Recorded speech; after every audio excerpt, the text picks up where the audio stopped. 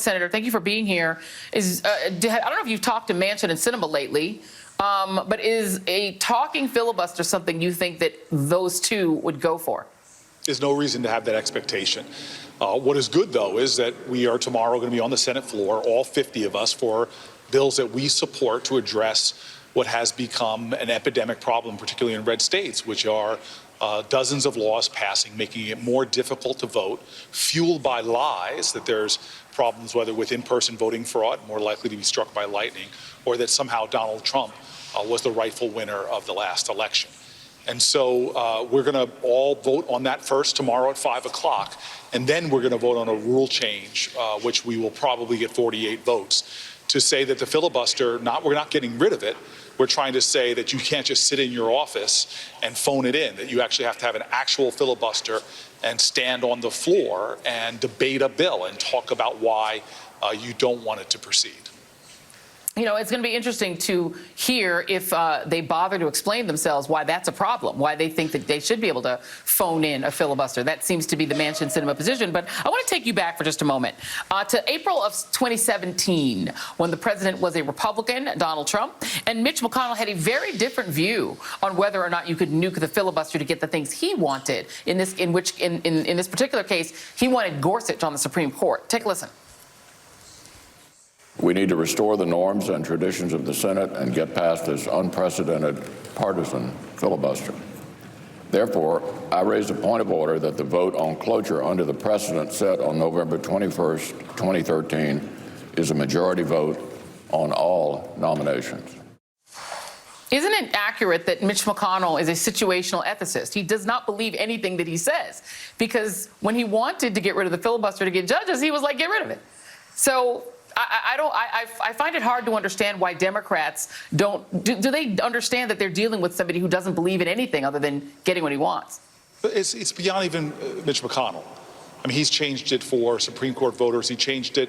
He found a way around it to pass that toxic Trump tax cut. But it's been changed over the years 166 times for things that, in my opinion, are far trivial when it compares with the most fundamental aspect of a democracy, is that one person, one vote. And now we have a reality. Republicans are saying we don't need this, but the facts are the facts. Are we comfortable living in a nation where the average black voter right now in America has to wait twice as long to vote as the average white voter? What does that mean in places from Texas to Georgia, where you see people having 2, 3, 5, 7, 8, 9-hour waits? What does that do? It discourages people from voting. And that's not the only laws that are being passed, finally tailored to discourage certain populations, from young people, Native Americans, African Americans. These are the facts. And so, again, we've changed the filibuster before and altered it for everything from treaties to arms sales. We need to actually change the filibuster to preserve the right to vote in America. There's a question of whether or not moral persuasion has any power anymore over your Democratic, in quotes, colleagues, Manchin and Sinema.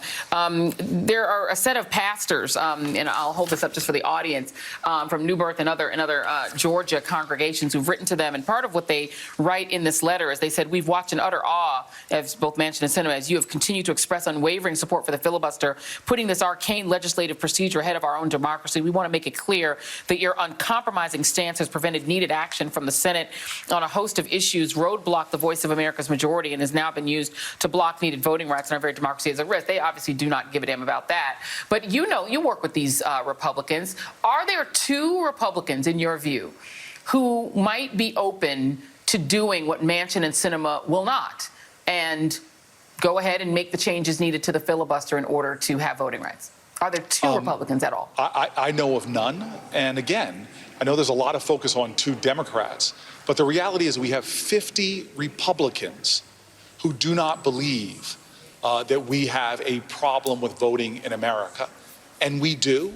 From the dark money pouring in, Republicans are blocking simply disclosing, having us know who's spending money in these elections. The gerrymandering problem we have across this country that's disenfranchising voters or diluting their power, Republicans are against that. They have fought and blocked and stopped and are doing it right now. And so the question is what do we do? And the one thing I want to correct you on, Joy, because you've been so spot on during this whole broadcast. The one thing you said is tomorrow is not a final vote on anything.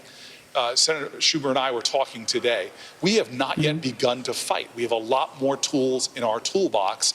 I've been encouraging them, okay, we're stopping here, but let's start bringing up each of the provisions of this bill one at a time and make it even harder for them to vote against some of these common sense things that people on both sides of the political aisle support.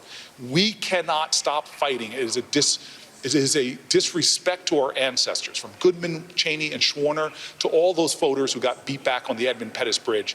We never gave up this fight, and we're not going to give it up right now. That is an excellent idea. Look forward to you all putting the individual pieces out and making people take a stand on them and vote on them. Excellent idea. Senator Cory Booker, thank you very much. Really appreciate you being